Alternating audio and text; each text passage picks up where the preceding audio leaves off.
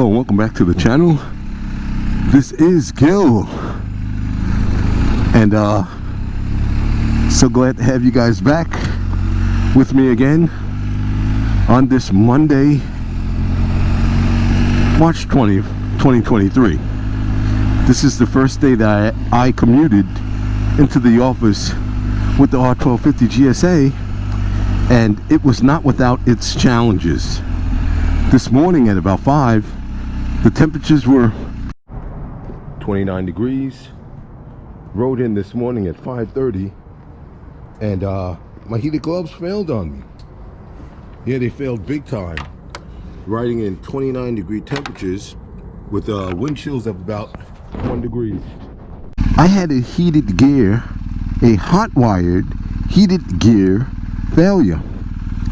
I should have noticed in the garage when I plugged in the gloves that the gloves were not lit. They were not lit. I pressed on, and by the time I got to the highway, my fingers were nearly frozen. Now, at that time, I pressed the button, and I'm getting absolutely nothing. I'm all plugged in, I'm wired, and I'm getting absolutely nothing. I'm running Hotwired gear, but I'm not wired.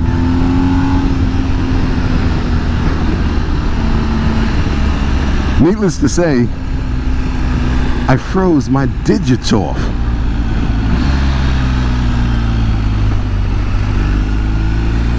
Now, fortunate for me, I have a cycle gear about 2 miles from my office, so during lunch I ran over there to investigate the situation. I thought that I would need another pair of gloves, and again, these gloves are great. They've served me for about 4 years. I will link in the description below the video that I did about the Hotwired gear, the gloves and the jacket, so I'm very happy with it. Now, these gloves were replaced under warranty maybe about 2 years ago because one of the gloves went out. My jacket that I've had for a few years was also replaced under warranty about 4 years ago. Long story short, I get the cycle gear and they test the gloves. The gloves work. They test the jacket works.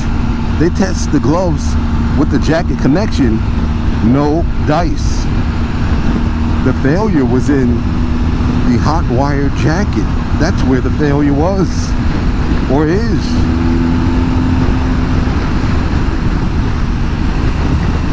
I got good use out of the gear. I've had it for a few years, but this morning was not the time to have a Hotwired or any kind of heated gear failure.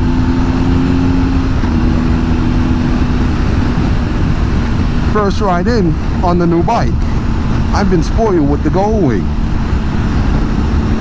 Now, this heated gear failure could have happened on any bike, but when you're on a sort of large, naked kind of bike, you're really going to feel that wind chill. So what do we learn from this? What do I learn from this? Well, for starters, I'm going to start keeping my glove liners in my bag. You never know. I mean, heated gear is great when it works, but when it doesn't, oh boy.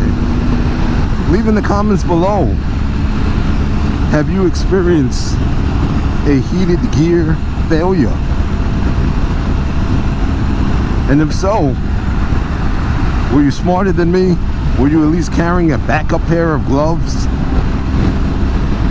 On the surface, even without plugging in, this is a pretty hefty glove. I mean, it's lined pretty well, but it is no match for sub-freezing temperatures at highway speeds. Now, just imagine if I wasn't running my DV handguard extensions. It would have been that much more air and cold air hitting me. I guess you could say I made several mistakes today.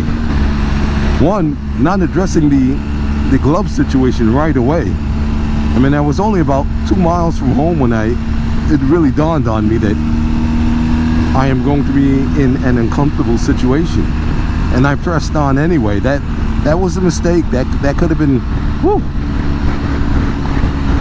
that could have been a really bad decision, and you really don't want that on a motorcycle. So here's my dilemma, and you guys chime in.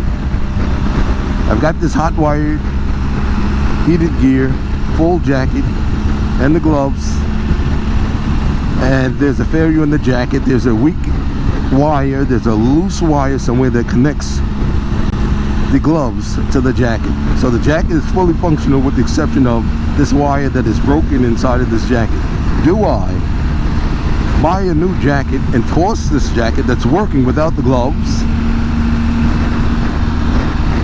or do I just sit tight and take my chances, buy a thicker pair of winter weight gloves?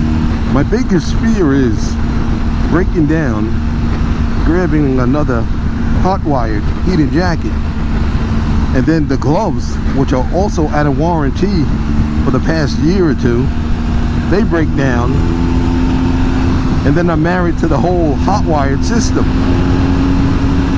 forcing me to get another pair of these gloves, which out the box weren't the most comfortable things.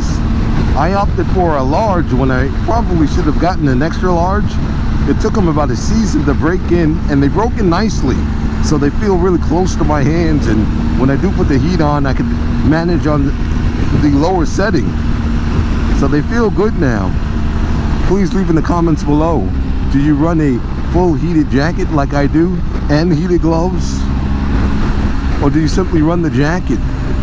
And if so, what kind of gloves are you running?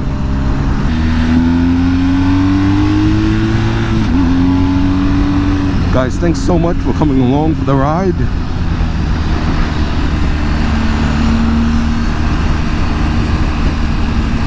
Check your gear.